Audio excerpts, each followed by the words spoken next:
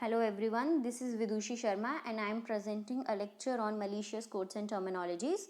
So, before going to start, I want to say that don't think this is not a basic topic. It's a very basic topic, as we all know with the advancement of technology.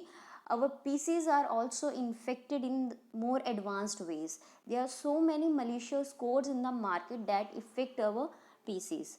So, it's very important to know about these terminologies. So let's start. So what is malicious code? A malicious code is a kind of code that has the capability to infect our PCs. So the as a name itself means malicious. Malicious means something that is not meant for good cause. So it is very harmful piece of code that infect our systems. So the very first is virus. A virus is a piece of code which is capable of copying itself but require human interaction for replication. Replication stands for repetition.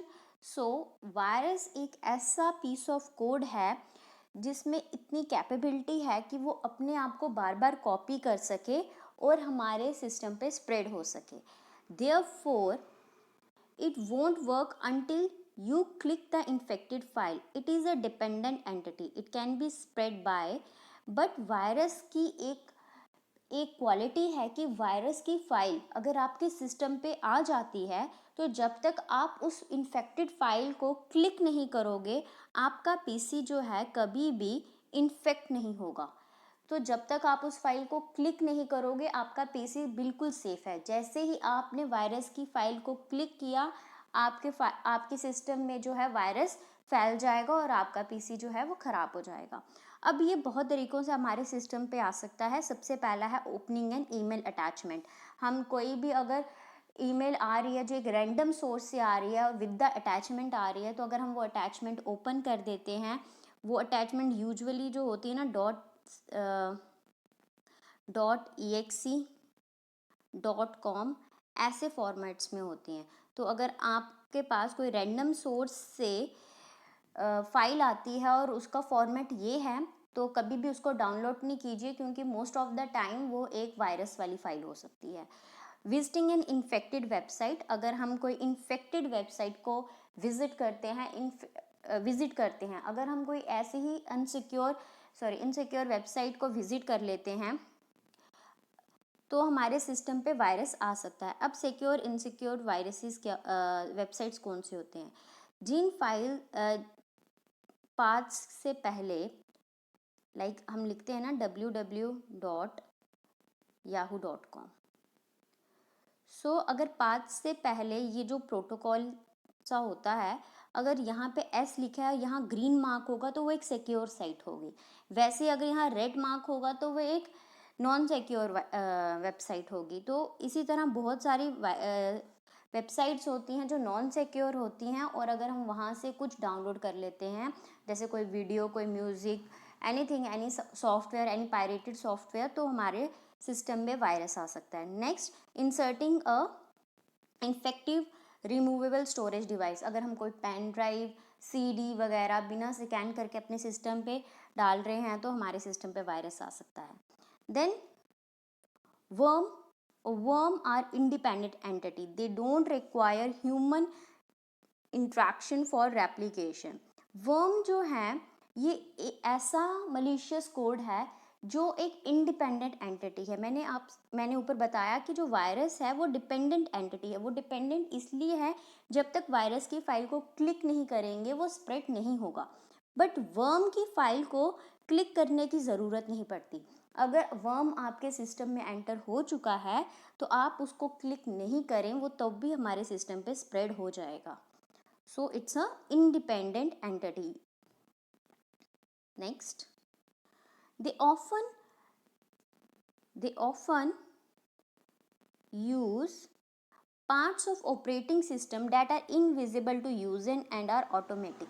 Worm की file usually जो है वहाँ attach होती है जो operating system का part हमसे invisible होता है। अब हमारे सामने तो एक ऑपरेटिंग सिस्टम का इंटरफेस रहता है जिस पे हम क्लिक वगैरह करते हैं और अपना काम करते हैं, बट एक बैकग्राउंड प्रोसेसिंग भी जो है ऑपरेटिंग सिस्टम की चलती रहती है। अगर कुछ बैकग्राउंड प्रोसेसिंग में वर्म की फाइल अटैच हो जाती है तो हमारा जो विंडो है वो करप्ट हो जाता है।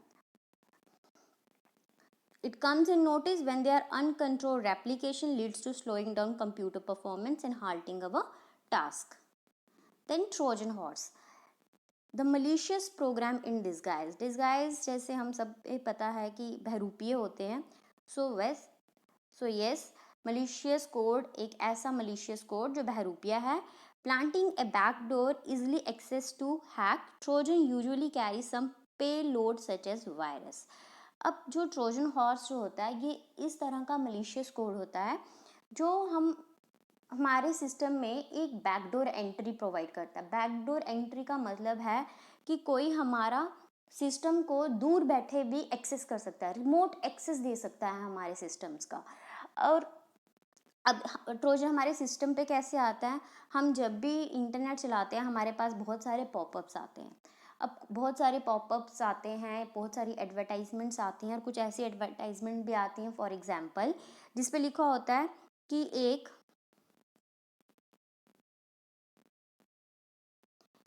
एक्सपेंसिव सॉफ्टवेयर जो है वो फ्री का है।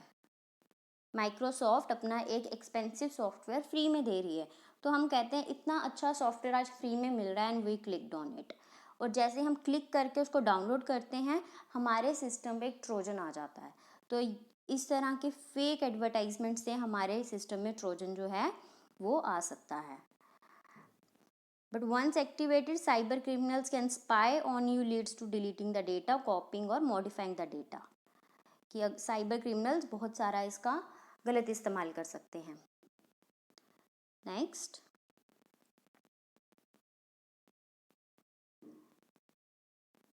It disturb the performance of computer network. Computer network की परफॉर्मेंस को इफेक्ट कर सकता है ट्रोजन का virus.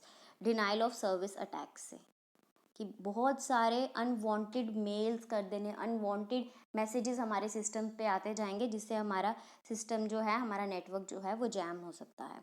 Then phishing attacks. Phishing is an attempt to obtain sensitive information from an individual or group such as password, credit card numbers, etc. by acting like a trusted entity in the network. अब fishing में क्या होता है कि fishing का main purpose होता है हमारी सेंसिटिव इंफॉर्मेशन को स्टील करना। तो ये हमारी सेंसिटिव इंफॉर्मेशन को कैसे स्टील करेगा, सपोज हमें कोई ईमेल आईडी में हमारी ईमेल आईडी में कोई लिंक आता है हमें फेसबुक का, जो किसी ने फेक लिंक जनरेट करके हमें भेज दिया है और हम उस लिंक को क्लिक कर देते हैं। अब हम जैसे ही उस लिंक को क्लिक करते हैं हम एक विंडो पे पहुंच जाते हैं जो कि फेसबुक का एक फेक पेज है, और हम उधर जाकर अपने लॉगिन क्रेडेंशियल्स डालते हैं।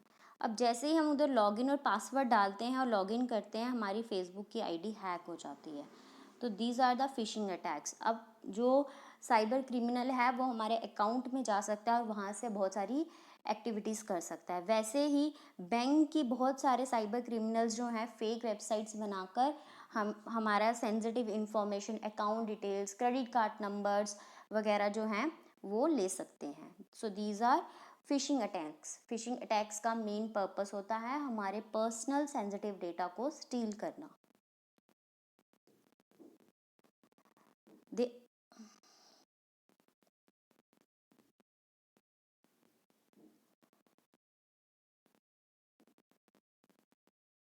Then wishing attacks. Telephone equivalent of phishing. Use of telephone in an attempt to scam the user in surrendering the private information that will used for identity theft. They will ask you questions like, please confirm your account number and password. I need your card details. जिस तरह internet पे phishing attacks होता है जिससे हमारी private information को, हमारी personal information को लिया जाता है, वैसे ही जो फेक टेलीफोन कॉल्स आते हैं जिसमें अदर एंड हमें बोलता है कि मैं ऐसे एक इंश्योरेंस कंपनी से बोल रहा हूँ सर, या ऐसे एक बैंक से बोल रही हूँ मैम, और आपका क्रेडिट कार्ड या आपका डेबिट कार्ड ब्लॉक हो गया, आप प्लीज़ अपना एटीएम पिन दीजिए, हम यहाँ से ठीक कर देंगे। तो ऐसे अटैक्स को विशिंग अटैक्स की बोला जाता है, क्योंकि जैसे ही हम उनको अपनी डिटेल्स देते हैं, हमारा अकाउंट से सारा मनी विड्रॉ कर लिया जाता है। तो दीज आर विशिंग अटैक्स। जो इंटरनेट पे होते हैं दैट आर फिशिंग अटैक्स, और जो टेलीफोन कॉल्स के थ्रू होते हैं that are vishing attacks. Next, ransomware. Ransomware एक बहुत ही पॉपुलर मलिशियस कोड था जो कुछ सालों पहले दुनिया में इसने बहुत ऐसे भूचाल सा ला दिया था। तो इसमें क्या होता था कि जब रैंसमवेयर एक सिस्टम पे आ जाता था तो ये उस सिस्टम को लॉक कर देता था। अब जब ये लॉक कर देता था तो ये उस यूज़र जिसका वो सिस्टम होता था उससे डिमांड करता था मनी, और कहता था कि अगर ये मनी मुझे पे नहीं की तो मैं तेरी सारी सेंसिटिव इन्फॉर्मेशन को पब्लिक कर दूंगा। तो ये एक बड़ा ही खतरनाक अटैक था जो लास्ट ईयर बहुत सारी कंपनीज पे हुआ, और उनसे इसने हाई अमाउंट मांगा। जैसे आई थिंक यूरोपियन कंट्रीज़ में एक रैंसमवेयर अटैक हुआ था 2015 और 16 में, तो वहाँ पे ये बहुत ही इसका इफ़ेक्ट हुआ था। तो रैंसमवेयर जैसे आप इस इमेज में देख रहे हो, एक साइबर क्रिमिनल ने एक रैंसमवेयर एंड यूज़र को भेजा है और उसके सिस्टम पे मनी की डिमांड की है। तो जब तक ये मनी नहीं पे करेगा तो तब तक वो उसके सिस्टम से लीव नहीं करेगा, और नहीं तो वो उसकी सारी पर्सनल इन्फॉर्मेशन को पब्लिक कर देगा। और बड़ी बड़ी कंपनीज़ के बहुत सारे इन्फॉर्मेशन होती है, अगर वो पब्लिक हो जाए तो कंपनी बहुत बड़े लॉस में जा सकती है। तो इस तरह के अटैक्स जो थे यूरोपियन कंट्रीज़ और अमेरिकन कंपनीज़ पे हुए थे। और ये जो अमाउंट होती है यूजुअली एक वर्चुअल मनी होती है जिसको बोलते हैं बिटकॉइंस, उसमें ये मनी पे की जाती है। इट्स अ वर्चुअल मनी, ये बहुत सारे डॉलर्स के इक्विवेलेंट होती है। Next, spyware. स्पाई का मतलब होता है जासूस। तो स्पाईवेयर एक ऐसा ही मलिशियस कोड है जो जासूसी करता है। अब ये जासूसी कैसे करेगा? It installed on your computer without your knowledge. Spyware is designed to track your browsing habits, internet activities. Spying capabilities can include activity monitoring, collecting keystrokes etcetera. इसमें बहुत सारी टाइप्स आती हैं लाइक एडवेयर, की लॉगर्स, ट्रोजन्स, ब्राउज़र हाईजैकर्स। तो spyware इस type के malicious codes हैं जो क्या करते हैं, हमारे सिस्टम पे हमारे इंटरनेट की ब्राउजिंग एक्टिविटीज़ का ध्यान रखते हैं कि हम क्या कर रहे हैं। लाइक आप सबने बहुत बार देखा होगा, अगर आप मिंत्रा पे कोई बैग सर्च करते हैं तो अब आप कहीं भी लॉगिन करें, अनअकैडमी की ही कोई साइट ओपन कर लें, आप कहीं और चले जाएं, आपको हर जगह मिंत्रा के वो बैग की एडवर्टाइजमेंट दिखेगी। वो किस तरह दिखेगी? क्योंकि आपको एक मैसेज आता है कुकीज़ का, और आप वो हमेशा एक्सेप्ट करते हैं। जैसे ही हम वो एक्सेप्ट करते हैं तो हमारे ब्राउज़र की जो इन्फॉर्मेशन होती है वो वेबसाइट में चली जाती है, और वेबसाइट में जाने के बाद हमारी सारी ब्राउजिंग हिस्ट्री का कंट्रोल जो है वो वेबसाइट को पता चल जाता है। तो इस तरह क्या होता है, हमारे सिस्टम पे नज़र, अगर साइबर क्रिमिनल इसका यूज़ गलत तरीके से कर सकता है, हमारे सिस्टम पे वायरस भेज सकता है। अगर उसे पता चल गया कि हम इस तरह से कोई, अगर हम, ये तो मिंत्रा एक सिक्योर साइट है, अगर हम कोई पायरेटेड साइट पे जाते हैं, कोई इन्फेक्टेड साइट पे जाते हैं और वो वर्नेबल है, तो वहाँ पे हमारे सिस्टम को इजीली हैक किया जा सकता है। कोई वायरस, कोई की लॉगर क्या होता है? एक ऐसा सॉफ्टवेयर होता है जो हम जितने भी कीबोर्ड्स पे कीज़ प्रेस करते हैं उन पे नज़र रखता है। तो अगर हम कोई पासवर्ड प्रेस कर रहे हैं या कुछ लॉगिन डिटेल्स डाल रहे हैं, इंपॉर्टेंट कोई अकाउंट नंबर डाल रहे हैं, तो वो उस पर नज़र रखेगा और एक रिमोट एक्सेस प्रोवाइड कर देगा साइबर क्रिमिनल को, जिससे हमारी इंफॉर्मेशन स्टील हो सकती है। तो these are some malicious codes terminologies. So thank you, I hope आप लोगों को पसंद आया हो। Thank you everyone.